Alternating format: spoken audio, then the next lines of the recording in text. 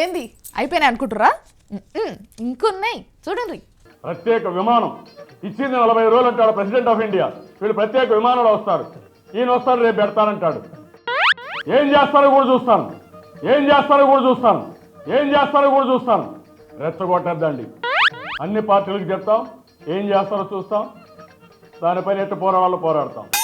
ఏ ప్రాతిపదికన మీరు విభజన చేస్తారో చెప్పండి, పోనీ ఏ ప్రాసెస్ ఫాలో అయ్యేది చెప్పండి. నీ ఇష్ట ప్రకారం చేస్తే మేము తల ఉంచుకోవాలన్నా, నరకుతానంటే నరికించుకోవాలన్నా? ఏమనుకుంటున్నారు మీరు?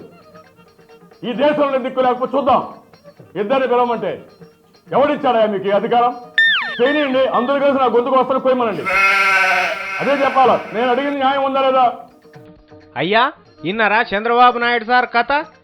తెలంగాణ బిల్లు హైదరాబాద్కు రాగానే ఇగో ఇట్లా గుండెలు గుద్దుకుంటున్నాడు, అడ్డంగా నరుకుతారా చేస్తారా అని. ఇక మోత్కుపల్లి నరసింహులు సార్ ఏం మాట్లాడతాడో ఇనుండ్రి. వాస్తవంగా ఎవడన్నా ఒక ఉద్యమకారుడు చంద్రబాబు నాయుడు గారు ఉత్తరం ఇచ్చిండంటే వెంటనే వచ్చి హత్తుకుంటాడు. సార్ మీరు లెటర్ ఇచ్చారు, చాలా సంతోషం, కేంద్ర ప్రభుత్వం మీద పోరాటం చేయాలనుకుంటాడు.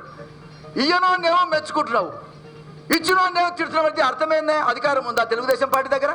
మోత్కుపల్లి సార్ మీరు లేఖ ఇచ్చిండంటుండగా సారు. ఏమైనా నరకమనిచ్చారా? నరకమనిచ్చారా? నరకమనిచ్చారా? ఏమిచ్చాం?